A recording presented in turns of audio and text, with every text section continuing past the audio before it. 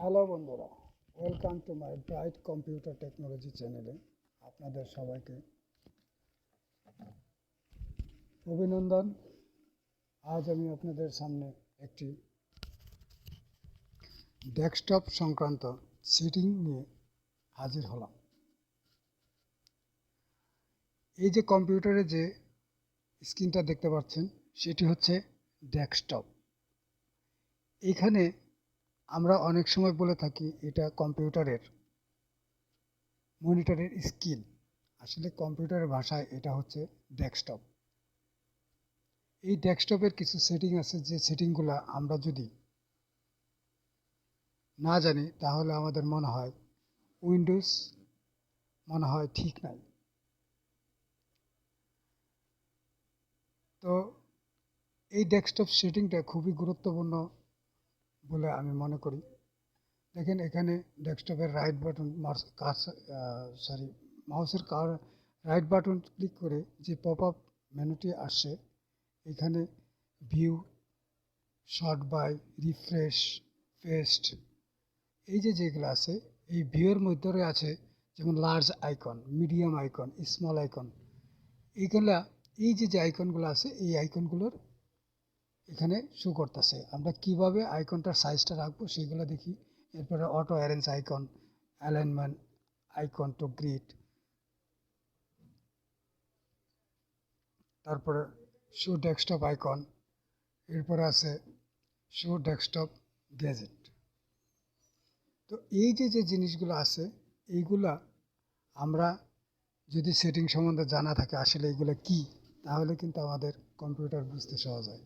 Gadget বলতে ওই যে ঘড়িটি আছে সেই ঘড়িটাই আমরা এই গ্যাজেট, যদি ওই ঘড়িটি শো করা মানে কি গ্যাজেটটির শো ডেস্কটপ গ্যাজেট, এই ডেস্কটপের মধ্যে শো করতেছে এই জন্য। আর এই আইকনগুলো হচ্ছে আইকনগুলো শো আইকন ডেস্কটপ আইকনগুলো শো করানোর জন্য এই শো ডেস্কটপ আইকনগুলো আমরা এখানে টিক চিহ্ন দিয়ে রেখেছি। আর যদি টিক চিহ্ন না থাকে তাহলে এখানে এইরকমভাবে দেখাবে না। তো এই যে ভিউ মেনুতে কিছু টিক চিহ্ন দেওয়া আছে, আশা করি এগুলো বুঝতে পারছেন। এই আইকনগুলো সম্বন্ধে আমরা যেটা বললাম এটা অনেক গুরুত্বপূর্ণ, এটা অনেকের জানা থাকা দরকার। যদি আমরা এই আইকনগুলো স্মল করে রাখতে চাই তাহলে ওই স্মল আইকনে যদি ক্লিক করি তাহলে স্মল হয়ে যাবে। নেক্সটে আসতেছি শর্ট বাই। শর্ট বাই কি? নেম হচ্ছে নাম অনুযায়ী, সাইজ অনুযায়ী এবং আইটেম টাইপ, যে আইটেমগুলো আমরা যেভাবে টাইপ করি, এবং ডেট মডিফাই। এই যে আইকনগুলা এখানে আছে এই আইকনগুলা আমরা যদি ডেট অনুযায়ী এটি করতে চাই সেগুলো এইভাবে হয়ে থাকে। এরপর আসেন রিফ্রেশ। রিফ্রেশটা কেন করি? কম্পিউটারে অনেক সময় ওয়ার্ম ভাইরাসের কারণে আমরা রিফ্রেশ করে থাকি। এই রিফ্রেশগুলা করার উদ্দেশ্য হচ্ছে কম্পিউটারের ওয়ার্ম ভাইরাসগুলো রিসেট হয়ে যায়।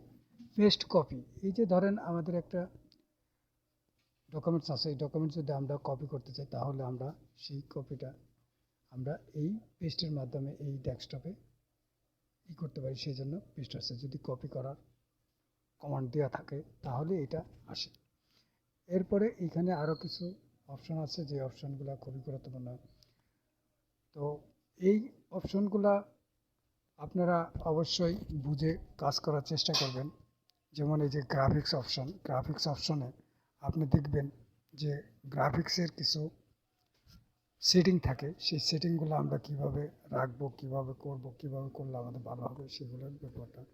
যদি এই ব্যাপারটা আপনাদের ওই রকম যদি না হয়, বুঝে না আসে, তাহলে না করাই বেটার। এখন আসেন নিউ যে কমান্ড আছে, এই কমান্ডের মধ্যে যে ফোল্ডার, আমরা অনেক সময় ডেস্কটপে একটা ফোল্ডার বানিয়ে সেই ফোল্ডারে অনেক ফাইল টাইল রাখতে পারি, শর্টকাট বানিয়ে রাখতে পারি, বিটম্যাপ, ইমেজ, কন্ট্যাক্ট, এই ধরনের কিছু স্কেচ করে যদি আমরা রাখতে চাই সেক্ষেত্রে রাখতে পারি।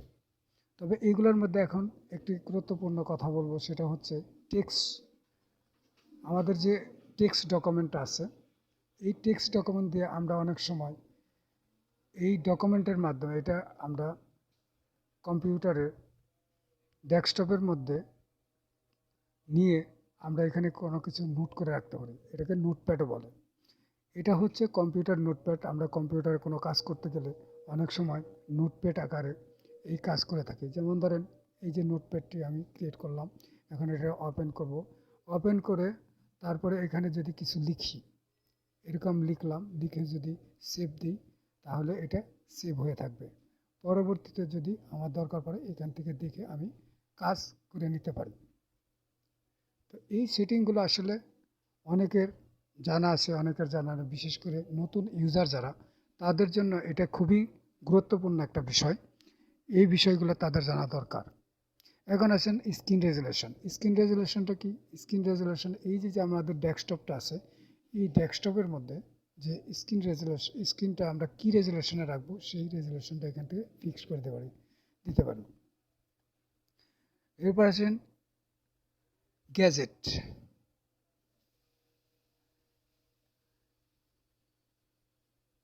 এই গ্যাজেটটা এখানে শো করা আছে, সেই গ্যাজেটটা কিভাবে এখানে শো আছে সেটাই আমরা এখন দেখাবো। গ্যাজেটে আমরা যদি ক্লিক করি, দেখেন এখানে একটি মেনু আসবে। এই মেনুটি আসার পরে এইখান থেকে আমরা যদি ক্যালেন্ডার, ঘড়ি অথবা স্লাইড শো যেটাই আমরা সেট আপ করে নিতে চাই, এখানে ডাবল ক্লিক করলে অটোমেটিকলি ডেস্কটপে চলে যাবে। তো এইভাবে আমরা গ্যাজেটগুলো তৈরি করে নিতে পারি। লাস্টে আছে পার্সোনালাইজের মধ্যে ক্লিক করে আমরা অনেকগুলো সেটিং আমরা এখান থেকে করে নিতে পারি। যেমন ধরেন চেঞ্জ ডেস্কটপ আইকন। এই যে আমাদের আইকনগুলো আছে, এই আইকনগুলোর মধ্যে যেমন ধরেন my computer, recycle bin, control panel, user, এইসব, এই যে ইউজার ফাইল, তারপরে নেটওয়ার্ক, এগুলো যদি আমরা ওইখানে দেখতে চাই তাহলে এখানে এসে এখানে ক্লিক করে টিক চিহ্ন দিয়ে দিলে আমাদের এগুলো ওখানে শো করবে। এরপরে দেখেন এই যে আইকনগুলো আছে, টিক চিহ্ন দেওয়ার আইকন, ওই আইকনগুলো আমরা পরিবর্তন করে নিতে পারি। যেমন ধরেন এইখানে চেঞ্জ আইকনের মধ্যে গিয়ে আমরা এইখানে গিয়ে আমরা পরিবর্তন করে নিতে পারি এগুলোর শেপগুলো।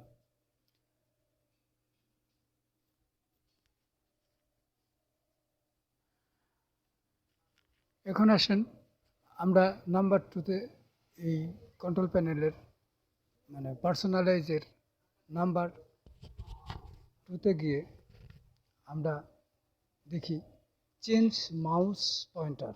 আমরা এই যে মাউস পয়েন্টারটা আমরা নড়াচড়া করতেছি, এই মাউস পয়েন্টার শেপ, মাউস পয়েন্টারটা কতটুকু ফাস্ট কাজ করবে, স্লো কাজ করবে, মাউস পয়েন্টারটার শেপটা কেমন হবে। অনেক সময় দেখা যায় যে আমরা মাউস পয়েন্টারের যে রাইট বাটন লেফট বাটন আছে, সেটা আমরা রাইট বাটন লেফট বাটনের কাজ আমরা নিজের ইচ্ছা মতন সেটিং করে নিতে পারি। তো এরপরে আসেন চেঞ্জ ইউর অ্যাকাউন্ট পিকচার।